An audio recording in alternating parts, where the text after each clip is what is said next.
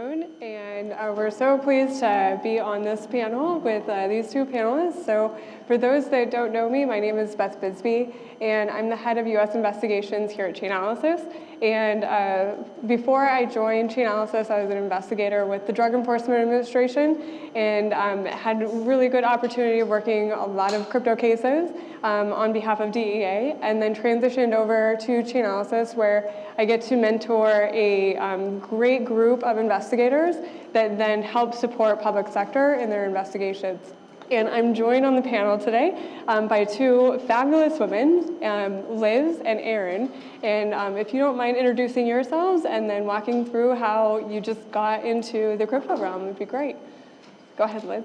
Sure, yeah, thank you so much, Beth, and thanks for having me at this fantastic event. So my name is Liz Roper. I'm the chief of the Cybercrime and Identity Theft Bureau at the Manhattan District Attorney's Office.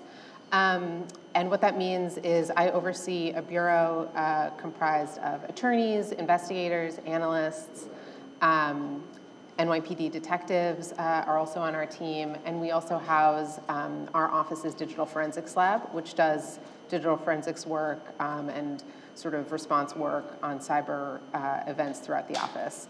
And in terms of how I my bureau kind of got into doing crypto work, we're the Cybercrime and Identity Theft Bureau largely because criminals who are involved in kind of cyber-enabled financial crime were really early adopters, I think, of a lot of kind of different technologies that ended up being more widely used to commit, sort of cyber crimes writ large. So peer-to-peer networking, encrypted messaging, and things like that, and that's certainly been true of crypto as well. I think that kind of criminal population were really early adopters in the crypto space, and even kind of prior to crypto, starting with like some of its predecessors like Liberty Reserve or eGold, digital payments that we saw being used by that community to launder proceeds, and that kind of transitioned to crypto in 2010, 2011. I guess, and sort of since then, we've seen it come up in our investigations, both as like an object of thefts, people trying to steal crypto assets, especially as they become more and more valuable, and also as a means to launder funds, taking advantage of the anonymity or perceived anonymity, at least, of the blockchain. Thank you so much for having me. It's a pleasure to be here. My name is Erin West. I'm a deputy district attorney in Santa Clara County, California. I work with the REACT task force. It is a task force of agents made up of a number of different agencies, and their goal is to fight high-tech crime. They're specially trained, and they have expertise in high-tech crimes. And in about 2018, we saw our first cryptocurrency case. Are you guys familiar with SIM swapping? Anybody familiar with SIM swapping? Okay, good, I'm in the right place. Manhattan's like a little bit of, yeah. So we got our first SIM swapping case in 2018, and it was the first we'd seen of anything like this. And what I can say, and I always say about the task force, is these are a bunch of guys who are, and women, well, there weren't any women at the time, but at the time it was a bunch of guys who were just detectives, who were like serious crime fighters, and though they weren't familiar with what was happening at all, they were willing to get their hands dirty and figure out exactly what was going on and how crypto was being stolen from people while they were asleep and completely unknowing. So that was our first experience with crypto, and since then we've successfully prosecuted a number of SIM swappers, but our knowledge of crypto has sort of led us to be relied upon in California and other places as someone who knows how to handle crypto cases. So we've taken a role in doing some education, and we found that crypto is leaking into every other piece of crime. And so we're doing our best to get our county up to speed in how to prosecute those crimes. Thank you both for introducing yourselves and for providing context of how you actually landed into crypto land, right? So can you walk us through what it takes for cases to get onto your desk, and like what are some of the qualities that you look for in an investigation when you decide to take it on? Go ahead, Erin, we'll start with you.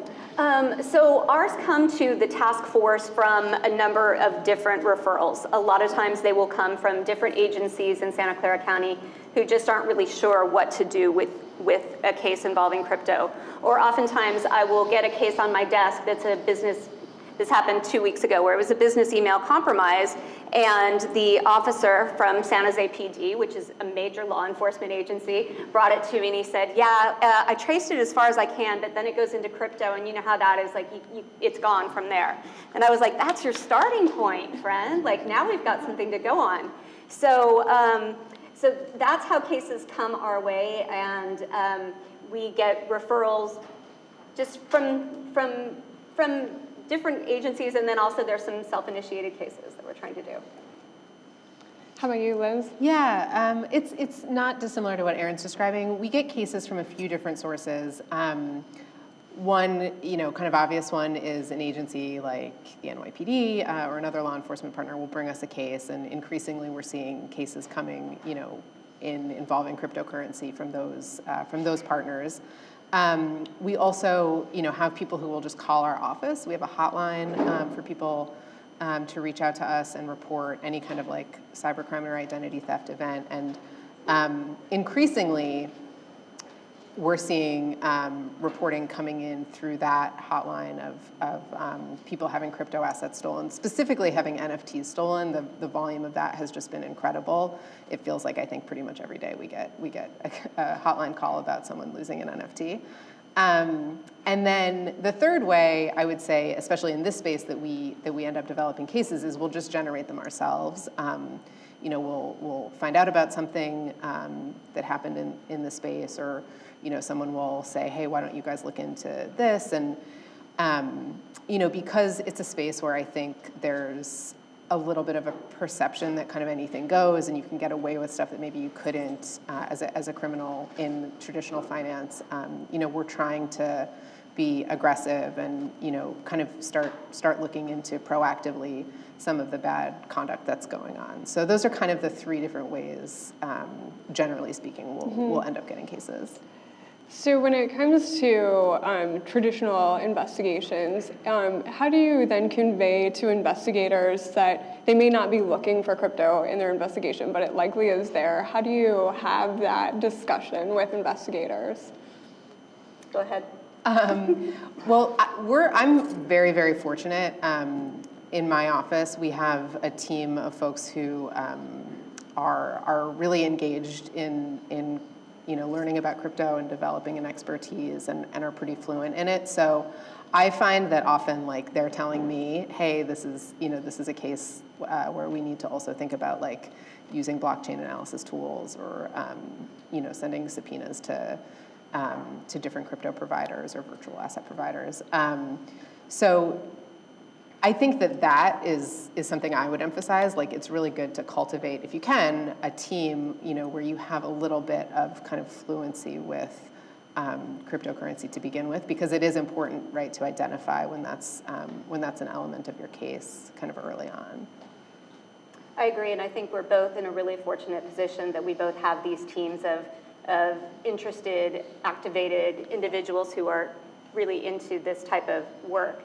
But I think also what is important is to educate. And so what I'm finding is it's the same crimes that we always knew. It's human trafficking, it's drugs, it's romance scams. It's all our regular crimes that we're used to, but there's going to be an element of crypto involved. And so I think that it's important to get out to law enforcement to help educate on what things they might find that they might leave behind, and what a seed phrase looks like, what a treasure looks like, what to look for in the field, so that they are, even though they may not know what to do with it at the scene, at least they know what it is and they know who to call to get some help. So on the lines of investigations and successes that you all have, what are some of the crypto cases that you can speak of that have been very successful, and what were some of the things that you did in order to get success on that investigation?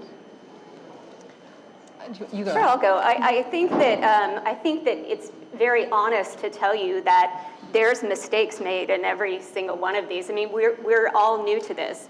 We're good investigators and we have good investigative skills, but we've never seized crypto and put it into a government wallet before. There's all kinds of different things that we've had to learn along the way, and then we've got victims who want their crypto returned to them immediately, and how do we process that and how do we deal with that?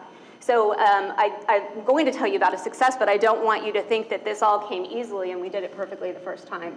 So we were fortunate in finding those crypto cases back in 2018, those SIM swapping cases, and they became tremendously successful for us. We were able to make arrests and get people in custody. We were early in their crypto.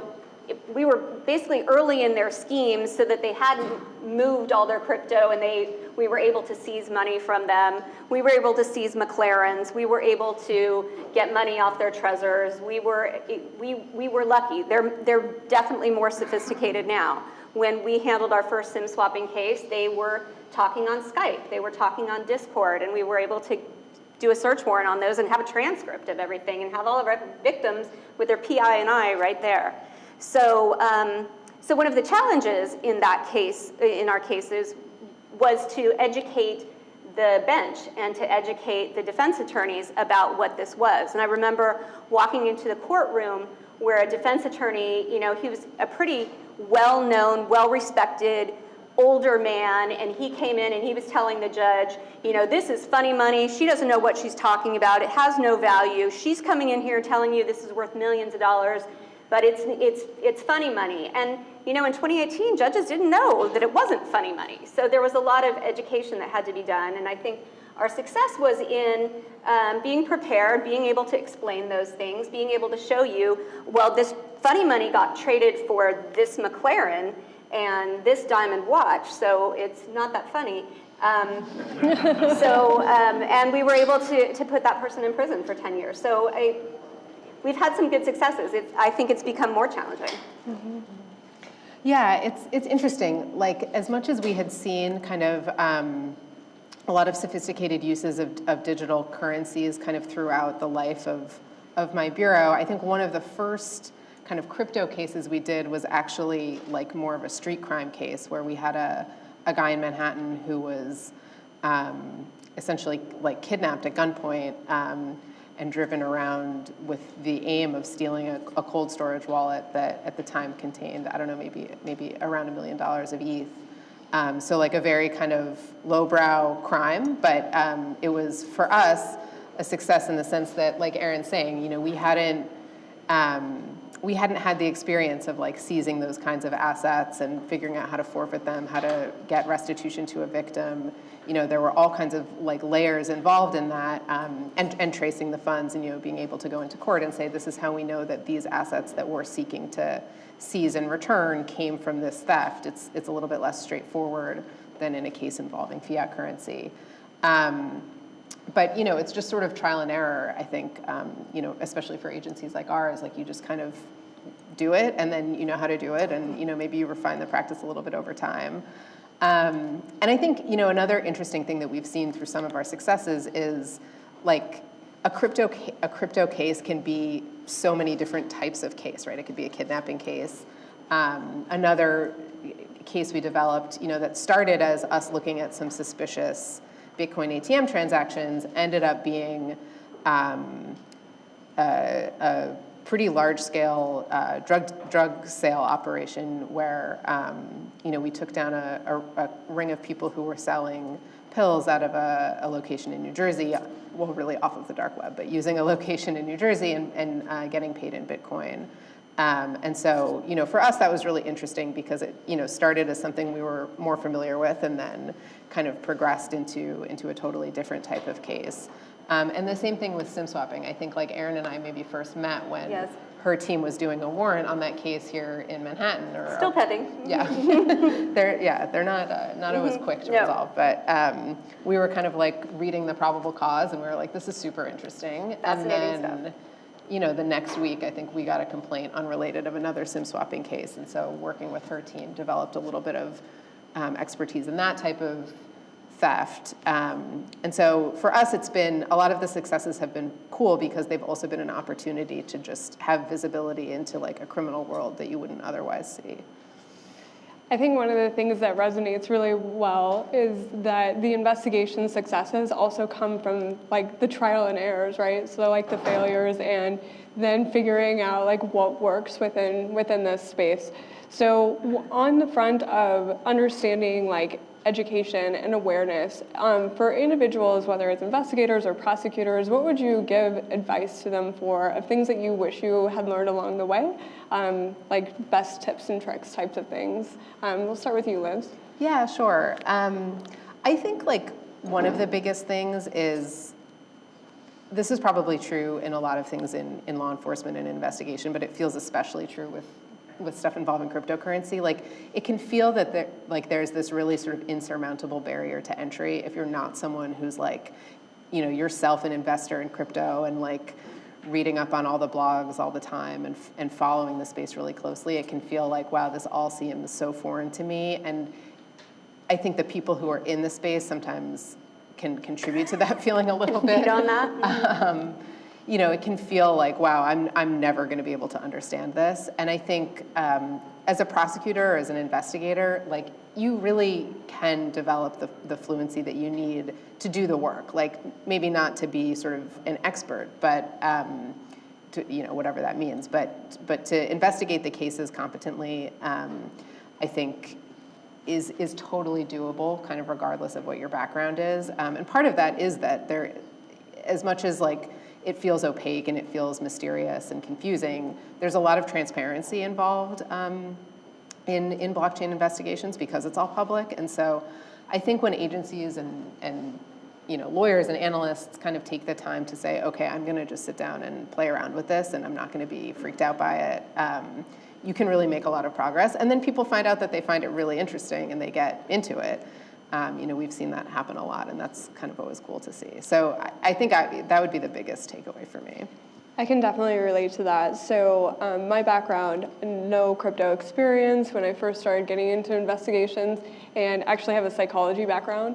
And then I know, and then miraculously now, like I work for a cryptocurrency company, right? But it was just that, like it was just natural curiosity of like, well, what can this component be within the investigation, which then led me on to this amazing journey of investigation. So been really great. Erin, how about in your experience, what are some of your tips and tricks? I feel exactly the same way Liz does about just not being afraid to get your hands wet and figure it out. I mean, you're going to recognize the crime. The crime is the same. So how are they moving the money? This is just another way of moving the money. It's learnable. I hope everybody feels empowered. I mean, you're all here. This is something that you agree is learnable and important. What I also want to emphasize is not being afraid to ask questions. I feel like, you know, I spend a lot of time trying to learn about this, but then I come to something like this and I sit there for 3 hours and I'm like, don't understand what that person's saying, don't know what that person's talking about. So I think it's not being afraid to own that, like, you're still learning, you're still a student of this. Get on YouTube. I've learned a lot from YouTube. Google things. You know, when we were first investigating these cases and it was Bitcoin only, that was something that I could wrap my hands around. But now it's like, now, as you know,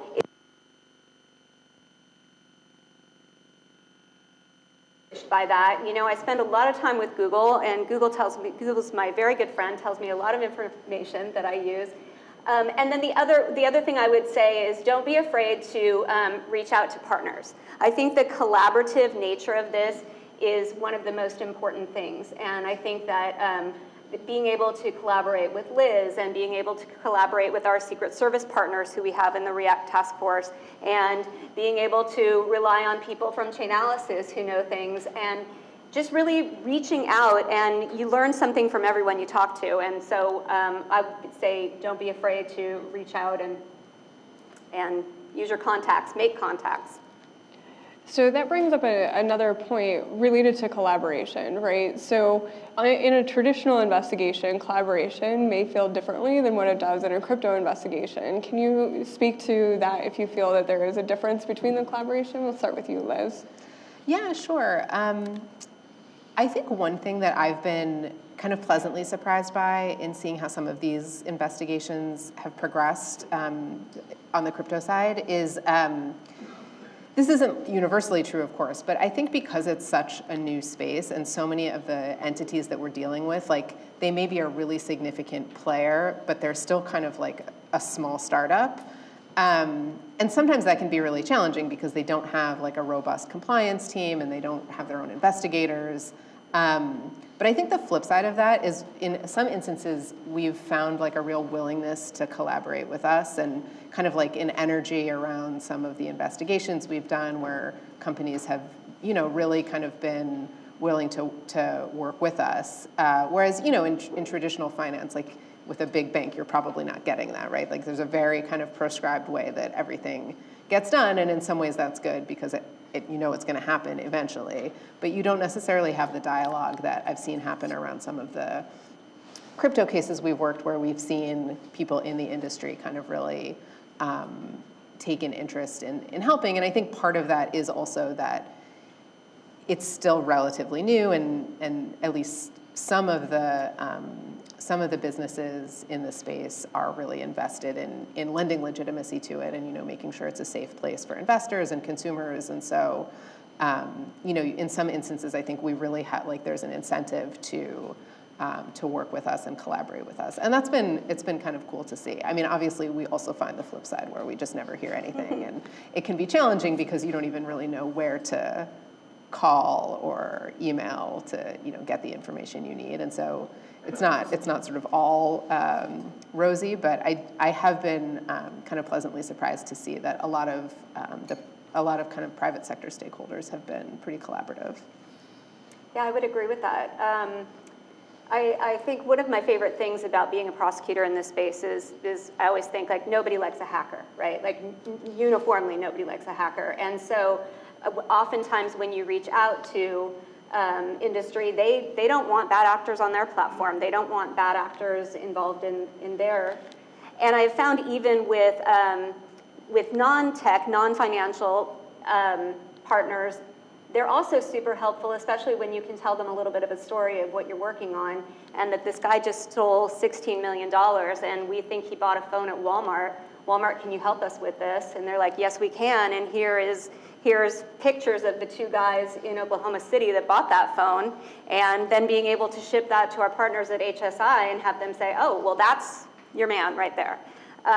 So being able to have that collaboration with a company like Walmart that maybe is unexpected, but once you've told them the story and what you're after, people get more motivated. And I think that's part of the, this is a new interesting thing that people are willing to collaborate. So when developing a case, what are some of the benefits of cryptocurrency that it plays in the investigation and the overall prosecution of it? We'll start with you, Erin. Well, what I love about it is it's a ledger that it is public and that we can follow it, and that's where it is, and we can follow where it goes, and it enables us to locate it on an exchange and to get the exchange to give us the money back. And there's a flow to it that is followable and is fact, and that we can rely upon. And I think that's something that we're going to have to learn to explain better to juries. One, will have to establish that this is reliable, but once they understand that this is reliable, then they'll see that they can trace the money place to place, and then they'll be able to get on board with you in convicting this person of having moved that money. Yeah, I mean, I would say exactly the same thing, right? Like, there's a huge benefit in the public nature of blockchain transactions that I think, we're all on the law enforcement side just starting to kind of harness and like understand that, yes, there are challenges, but there are also opportunities. And just the ability to kind of follow funds from place to place, and then whether it's using tools like yours or other ones, or just kind of doing it yourself, but like being able to monitor the movement of money and kind of saying like, oh, okay, I know these funds are stolen, and I don't know what this wallet is, but I know that I want to find out when they move, and being able to do that, which you can't like necessarily call up Chase and say, hey, can you give me a call if anyone like makes a withdrawal from this account? So there are definitely opportunities that are presented, I think, that we've seen help our investigations. So when you're going to explain to whether it's a judge or a jury or even other prosecutors, how do you come up with the story of crypto to where it's relatable and to where it's understandable as well? So Erin, I'll start with you on that. Can you explain how you come up with explaining the story of the investigation? Well, I'll tell you, I sure liked your new product, if I'm allowed to say it. I mean, having that kind of a timeline to be able to show to a jury to explain how we know this happened then, and then it moved to this, and it moved to that, is going to be a lot easier to explain to them than the web that you currently have. I think that the way I often explain it is I equate it to something that they can understand, and I know this is not a perfect example, but I explain it like airline miles or like credits on a video game. And I think that the credits on the video game particularly translated in the work that I was doing, because we were dealing with a suspect class of 18-year-olds to 21-year-olds who had never worked, who had become overnight multimillionaires, but it wasn't in US dollars, right? It was coins, and they referred to it as coins. They didn't even use the dollar amount. It very much felt like a credit, and a credit that could be exchanged for a diamond watch or a car for your mom. So I try to explain it in a way that I think that there's a lot of ways to get really into the weeds with blockchain that does not need to be the level when we're explaining it to our colleagues and to a jury. That just keep it high level, and if they need further explanation, we can go there, but just try and keep it high level and understandable. Yeah, I would agree with especially the last part of what Erin just said. I think like a lot of technical concepts that you see when you're working on kind of cyber cases, you want people on your team to understand things on like a very deep technical level, but by the time you're explaining something to a grand jury or a trial jury, you really don't want to be that in the weeds, because you don't need to be, right? It's not an element of the crime that this particular decentralized like platform was used, or you really just need to keep it kind of high level. And so I think the ideal scenario is you've got the people on your team who can explain it on that level, but by the time you as the prosecutor or the agent are talking to a jury about it, it's a lot more kind of simplified, and being able to do it visually is a huge part of that, whether it, in some kind of like flow chart or graph where you can point to the assets kind of moving from one place to another is like hugely helpful. And we've had analysts, some of whom are here, I think really effectively break that down for whether it's a jury or, in a presentation to different kind of decision makers in our office, to say like, okay, it sounds really complicated, but we're just talking about like some money going from this place to this place to this place, and maybe it gets like mixed up a little bit here, but we know it comes out here, and at the end of the day, it's usually something that people can kind of relate to. Yeah, and having storyline, which was showcased today, will really help with that, because it's just a very simple screenshot, right? So really easy to be able to do that. So what are some ways that agencies that are new to this area, or arena more, I should say, getting started with cryptocurrency, what are some of the things that you would advise for newcomers? I would say try it. Get yourself a wallet. Go to a Bitcoin ATM. Open a wallet on your phone and just put a little money in it and play with it and try and understand where your money is going. I don't know if it was you, Beth, that was saying that you tried this and you were very concerned, like, where exactly is my money? Yeah, when I first started my first investigation, couldn't understand the movement because I was manually tracing it, and so I was like, well, I'm just going to get my own money, right? Because you're for sure going to trace your own money because you don't want to lose it, right? And so that was one of the tendencies that became very effective for me, and like figuring out new wallet software and how that operates and what it looks like on the blockchain was very crucial for my investigations when I was working them. So. Yeah, definitely, and play around with it, and play around with Chainalysis and see if you can figure out how it's working. And if you can't figure it out, call someone who does understand how it works. And I read a lot, and I encourage people to read a lot. And so those are my suggestions, Liz.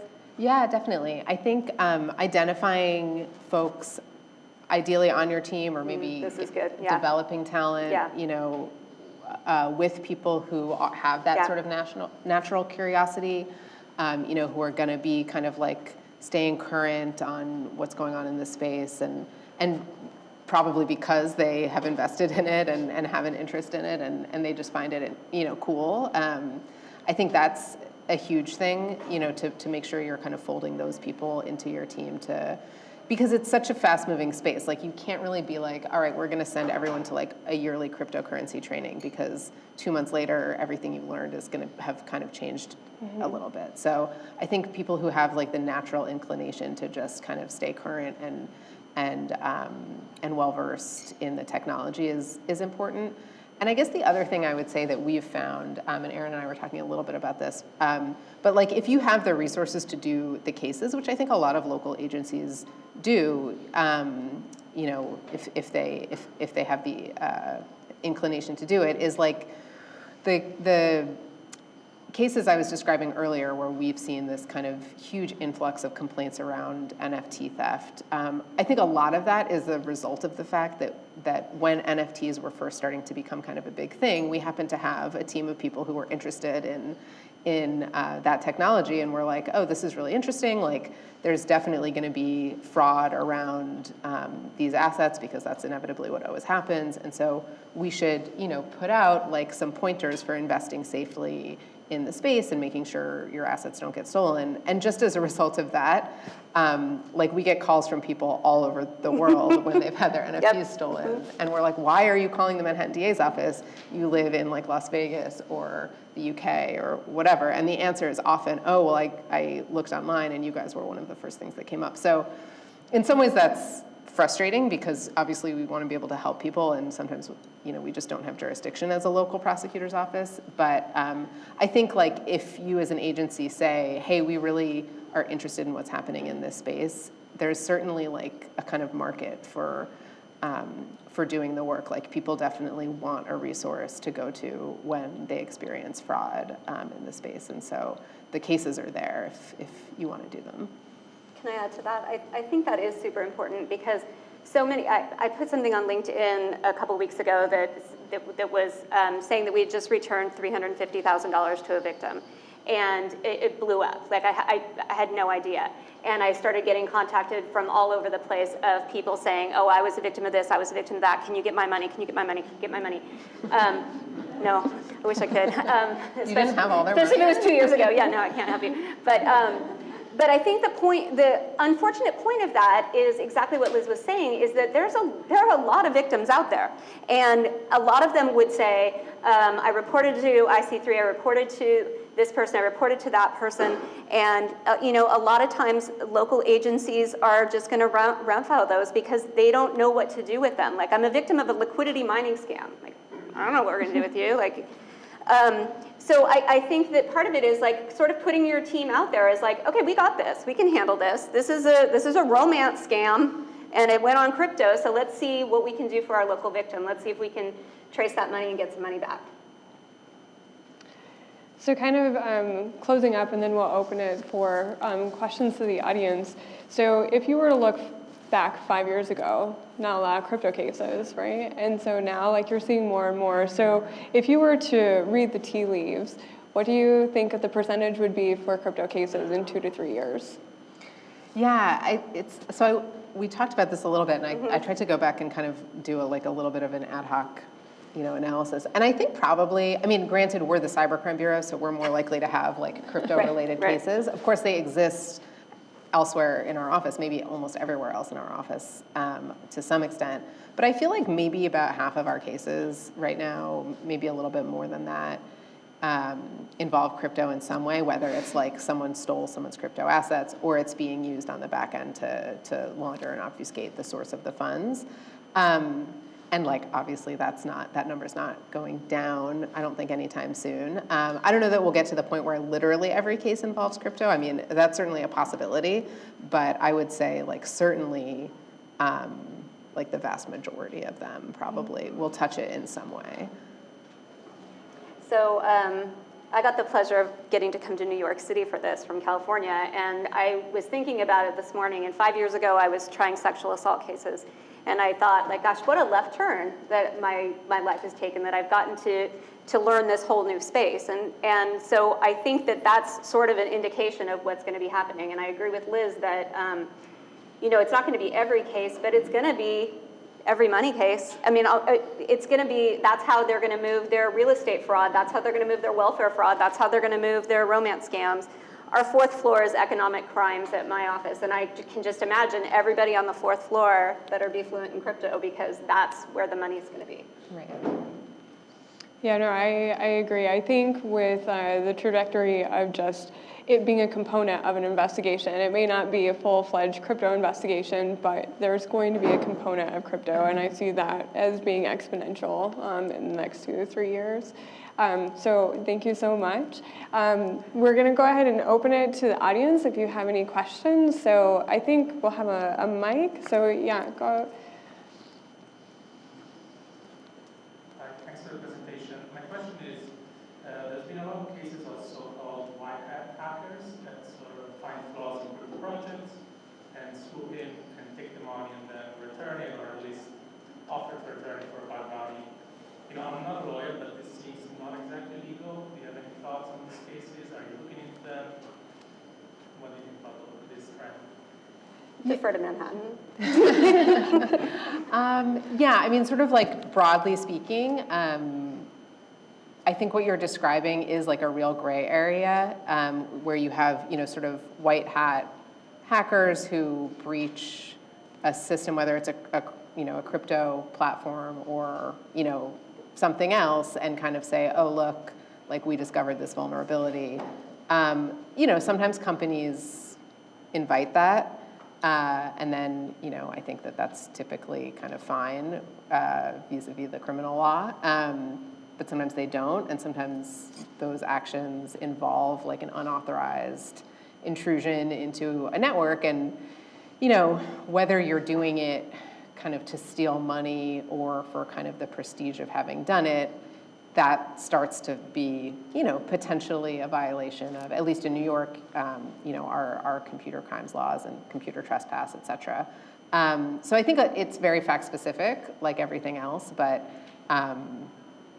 yeah, if you're doing something like that kind of without the preemptive consent of the company, and if you're doing it in a way that constitutes like an unauthorized access, then yeah, it could be something we would look at criminally. Now, if it ends up like saving every user on the platform like a bunch of money, and the person who did it kind of immediately discloses it, like maybe we wouldn't use our resources to prosecute that person. But again, it would kind of turn on the specific facts.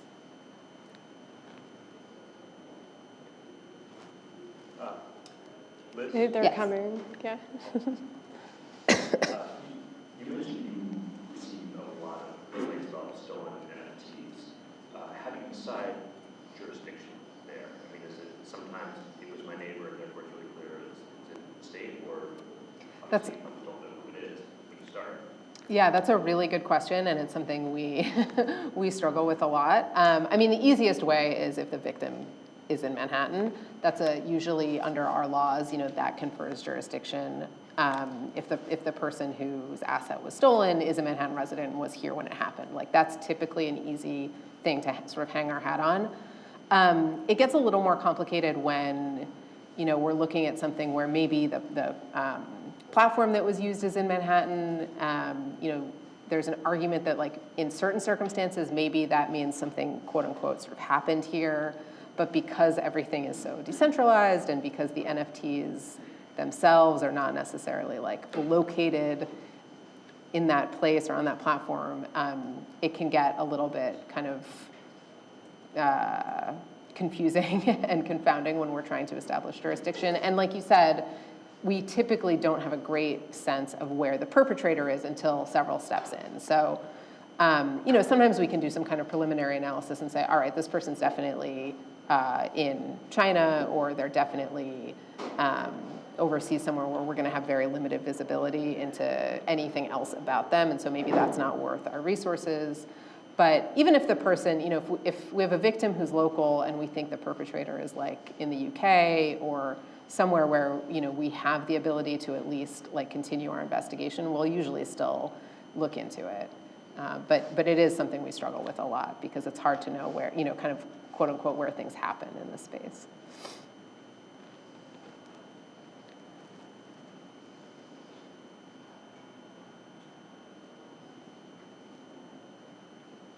Thank you for Alan, I appreciate it. Speaking kind of off that, with regards to international investigations, from a state and local perspective, once you get that international border, whether it be for training on some victims or investigations, do you speak to some of the best practices that you've seen from the state and local perspective on how to continue that investigation? Yeah, I'll speak to that. For me, that is probably the most frustrating part of it. In our SIM swapping cases, there were a number of members of the crew who were outside the United States. We were able to get jurisdiction easily over anybody that was inside the United States, and we were able to go all over the U.S. and make arrests. But when it comes to the borders, you really, that's difficult, and then you have to look to your federal partners. And so we, one of our, not only do we have federal partners, we have our international partners who are super helpful, and but really, unfortunately, that's not something we're going to be able to bring into custody in Santa Clara County. Yeah, it does present challenges that can be really frustrating and sometimes insurmountable. We have had successes where we've indicted people who are overseas, sometimes overseas in countries where we're not able to make an arrest, but we've just waited until they go somewhere where we can make an arrest. So, we've had that. We've had successes where people get apprehended in Greece, in Spain. We had someone in Germany a few years ago. And, we've worked with federal partners, it's usually been the Secret Service, to do those cases, and obviously with, DOJ to work with the other countries, and it's a long process. Like, it takes years. So you do have to kind of pick and choose when you're willing to put in that effort. But if it's kind of like a higher value target where you're like, it's going to have an impact to do this prosecution, it can be worthwhile. And so we've done that, where we've been able to.